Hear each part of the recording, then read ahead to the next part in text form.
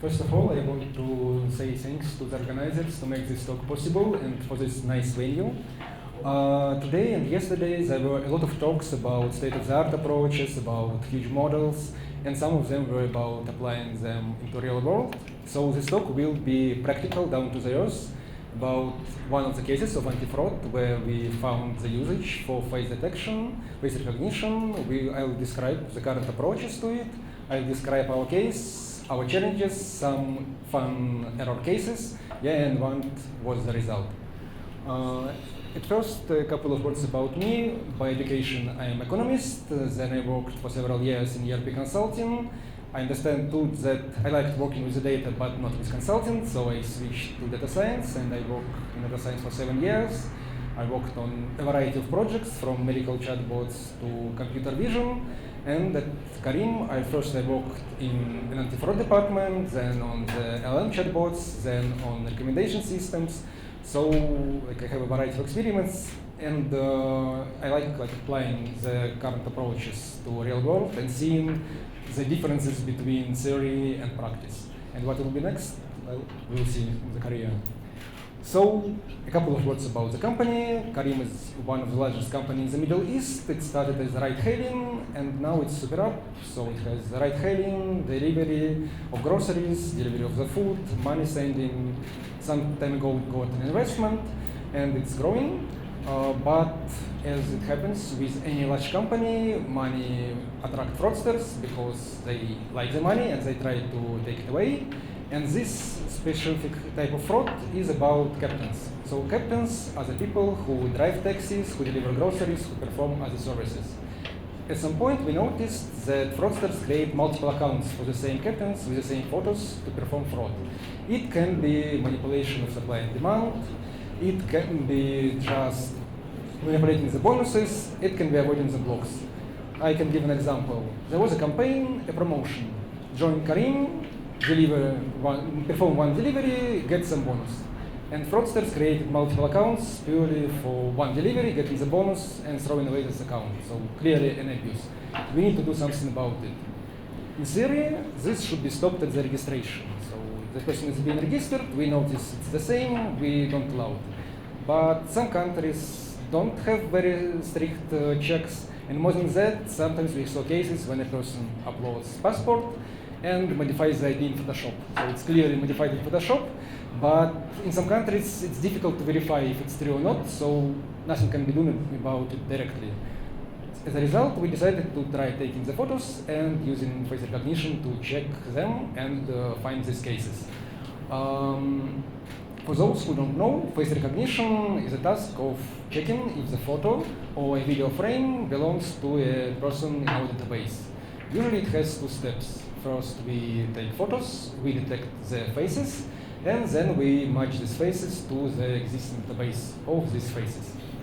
Naturally, there are a lot of approaches. Classical approaches include manually extracting features, template matching, like finding some parts of the faces on the images, and stuff like that. One of the very popular and still actual approaches is histogram-oriented gradients. The idea is that we take an image, we split it into cells, we calculate histograms on each gradient, and we have some feature values. Like simple words is basically we try to find some edges on the image, some kind of sharp lines, so it's some kind of sketch. So we draw a sketch of the image and find similar sketches. But naturally, in the current world, images are processed by CNNs or transformers, and we have a variety of models doing this.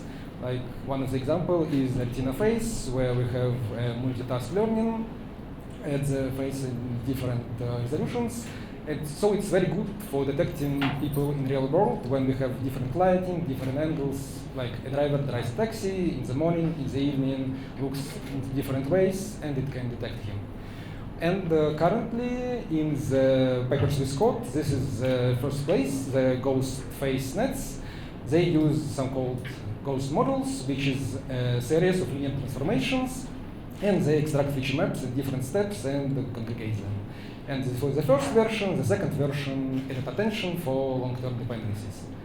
And the last architecture which I want to cover is ArcFace. So ArcFace is a very prominent architecture Like at that point of time, before that, people preferred to use just softmax, but the authors wanted to help model understand that these photos belong to the similar person, different pairs of photos belong to different persons.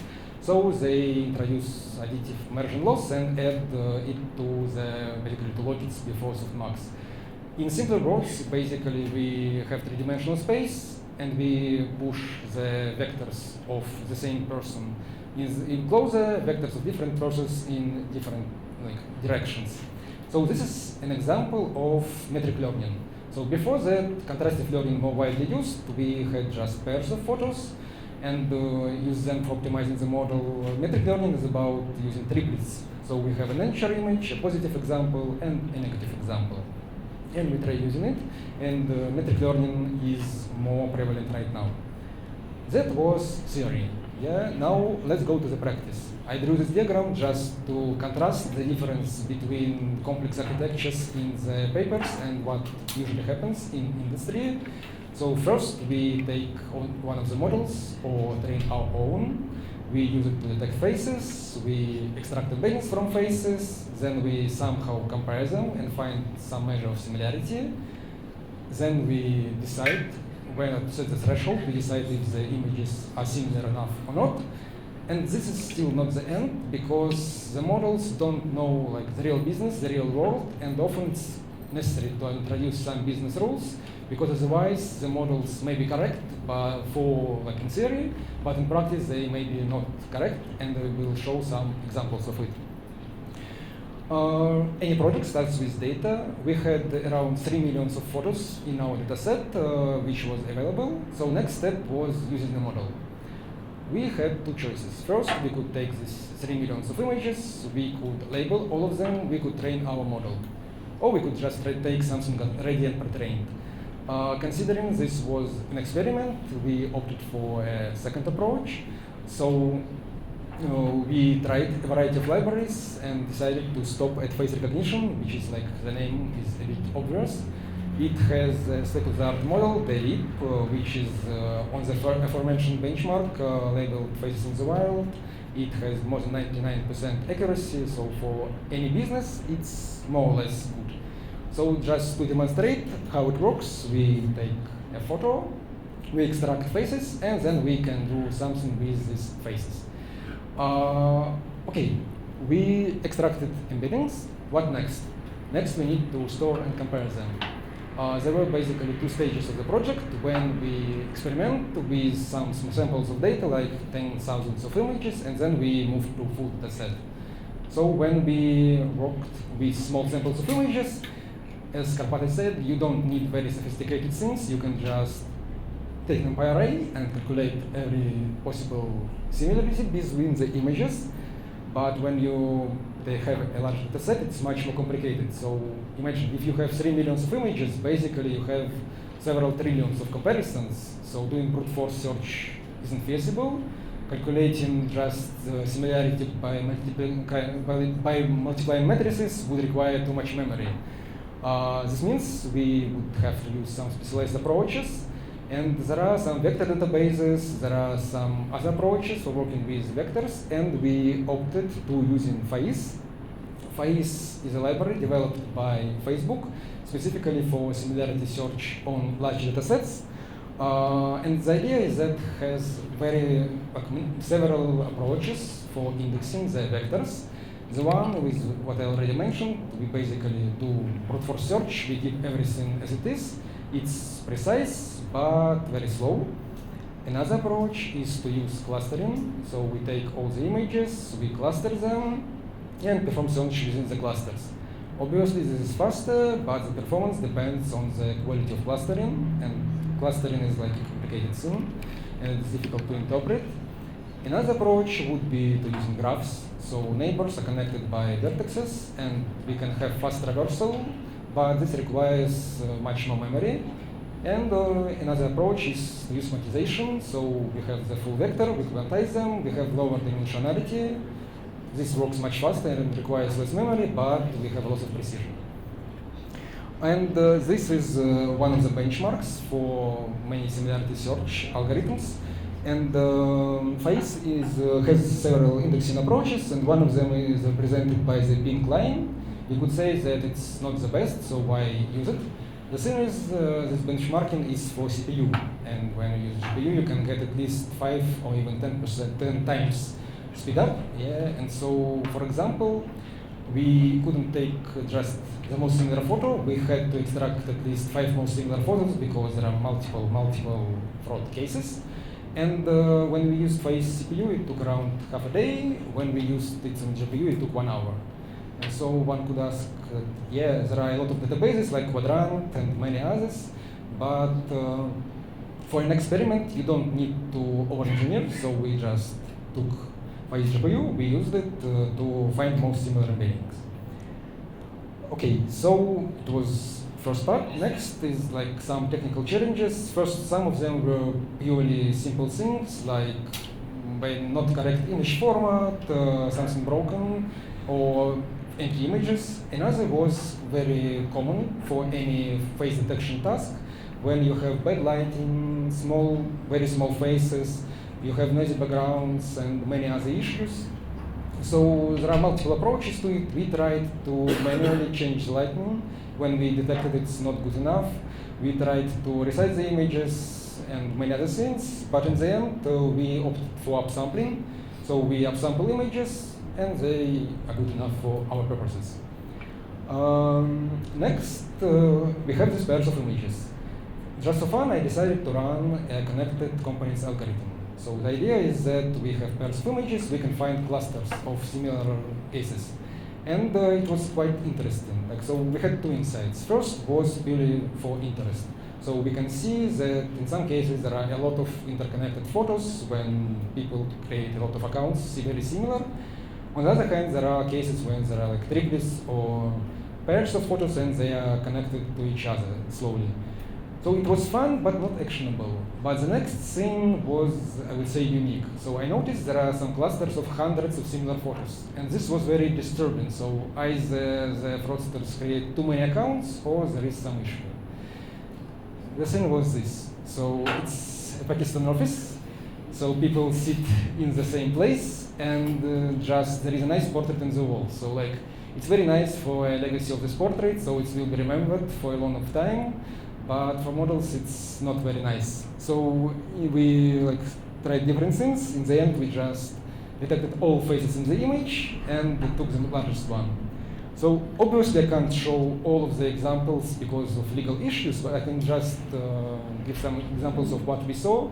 Like some people purely took the face and pasted it on Photoshop background. Some people completed the same photos. Some people shaved. Some people changed their shots. So there were a lot of examples, or some people just tried to augment images, like turn it around for some degree and stuff like that. So there were a lot of funny cases. Yeah, unfortunately, due to legal issues, we can't show everything. So, okay, we have images, we extracted them, we processed them. What next? Next, we need to move to the real steps. First of all, as I said, we need some threshold, because if we have all the pairs of the images, we can't just flag all of them as fraudulent. So we sort by distance, we test the thresholds, we take different samples of pairs, and we manually check them. So we just look, we see are they similar or not. And how do we decide on the threshold? The business decides that we should have around 0 false positives, because it's very bad for business. And it's much easier to lose some money than to block a good person, because it will be bad publicity, loss of confidence, and stuff like that. So we aim to have a threshold to have less than 1% of the errors. Okay, what next? So we have some threshold we need to decide. In anti-fraud department, we have a specialized team which checks the data. They can manually verify the blocks, they can decide if it's okay or not, they can check the claims. So we have a sample of data, we show it to them. They found multiple patterns which should be excluded, and I can give some examples. So a captain is usually not a very rich person, so this person doesn't own his car. So the car is owned by a limo company and person rents it. At some point, the person may decide, okay, I don't like this company, I should switch it. Just like us, yeah. So he switches the company, he now belongs to another company, the old account is closed, a new one is opened. It's completely the same, so the photo is the same, the data is the same, only the company is different. And this should be excluded. You could say that, okay, if one account is blocked and another is active, why do you even bother? Why it's a problem? The thing is, there are a lot of cases when real fraudsters are blocked and create a new account.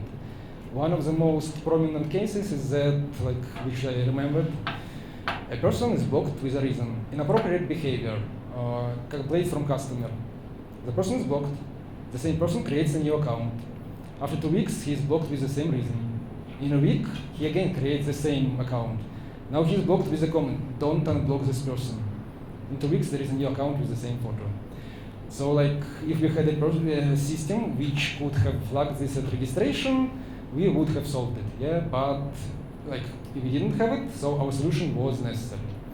Obviously, when we have a couple of accounts which all of they are blocked, we don't care, yeah? And when all the accounts are unblocked, we care. Yeah, there was there were some questions about the solution, and one of the questions was, okay, let's say the person registered, and but this was not his photo. How do you check it? Yeah, we have a different solution. So basically, when captain drives a car, sometimes we randomly prompt them, hey, please make a selfie. So the person makes selfie, we compare this selfie with the profile picture, and decide if it's the same or not. So what was the result? The result was that we blocked more than 3,000 of accounts. Ideally, theoretically, we could have blocked at least 10,000 more, 10 times more, but we had a policy of 0 false positives, and no one was ready to manually check 20,000 of pairs, even though we could have some confidence, we could have some recommendations, but this was stopped.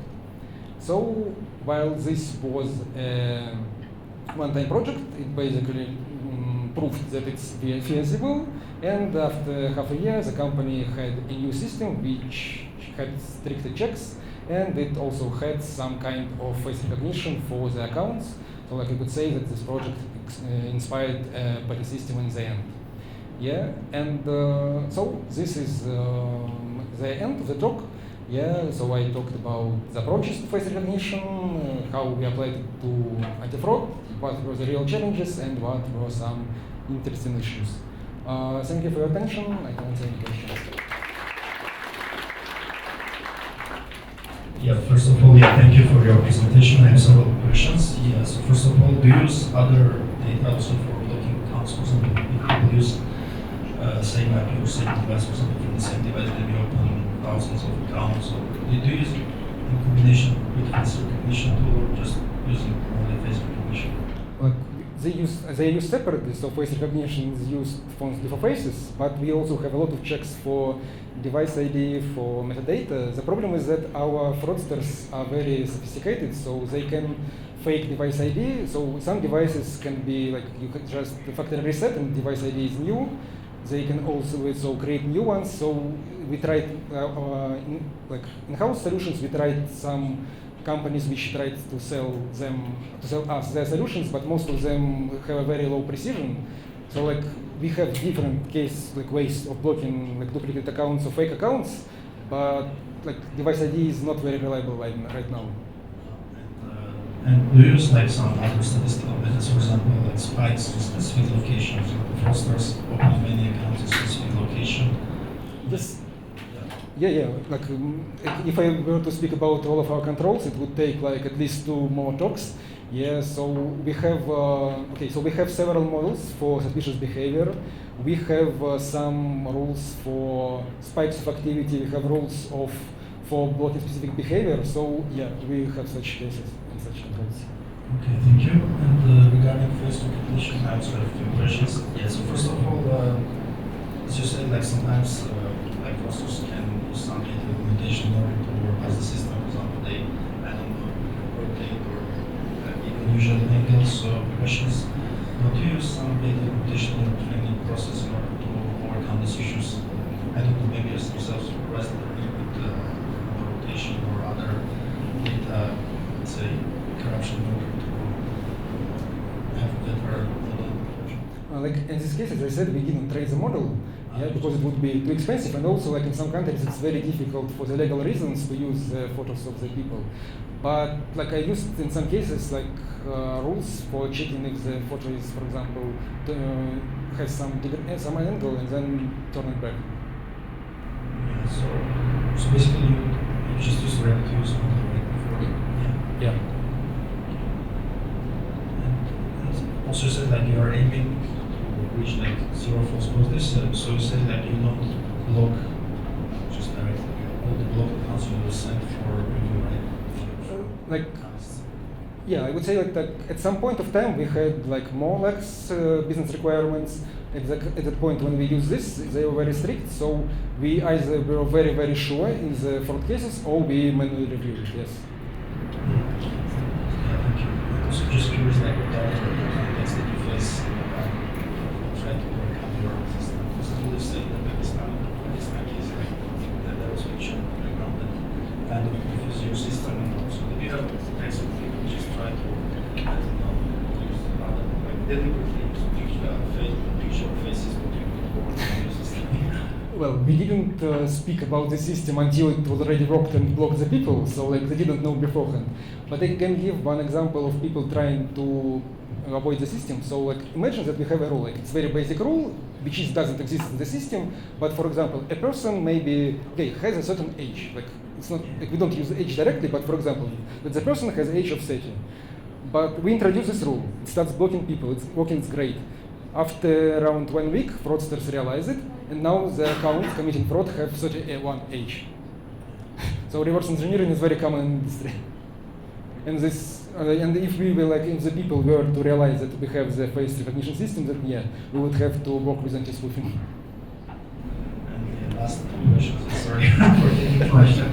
Yeah, so do you have also like yeah, and do you have cases when people stole like other people's documents in order to pass this? For example, you talk about the age, it's also common when like people above 50, they have also like, they are more vulnerable to social engineering. They will collect their documents to fraudsters and they open an account and with their name but with the name of the others. Yeah, as I said, we had a solution for this. So when a captain drives a taxi, at some random point we may ask to give a selfie. So if the selfie of the current person who drives the car doesn't coincide with the photo in the profile, then we flag it and check and maybe block. Yeah, yes, I just like they use other person to pass the verification, but in fact they are not using the account. Like it's 8 years person registered, but they are not actually using it. Well, if they're not using and they're not committing fraud, then it's not a problem. Yeah, I mean, like their account was used by other person. Well, if this account is used by other person, then it's not really a problem. So if all the information in the profile belongs to that person and that person like performs the duties, it's not a problem. Okay, thank you. And yeah, sorry. Yeah, the last question, do you have also cases when people try to overcome system using like AI tools like Stable Diffusion to generate fake documents or fake or other tools? There was Spike in Russia, like people just creating fake ID cards in order to register in several systems like Kiwi, if you know, like so it was and the system was not ready for that. Yeah. Well, in this case, they use simpler approaches like using Photoshop just to modify the image. Yeah, but we have like fraudsters creating fake accounts of customers, fake accounts of captains, and fake collisions between them, for example. So it happens. Any other questions? You said that your algorithm is running on 3 million pictures, yes? Like matching algorithm. How long it takes to match one picture with 3 million? I would say it takes milliseconds, yeah, because as I said, we take 3 millions of images, full indexing and full comparison took less than 1 hour. So matching just one image like you could even do it in basically in NumPy. We don't need sophisticated system to compare a single image with everything. Yeah, but the main problem is when we do like batch comparison. And on CPU or GPU? GPU. Okay, like A100 Tesla, something like that, or like regular GPU? Regular, yeah.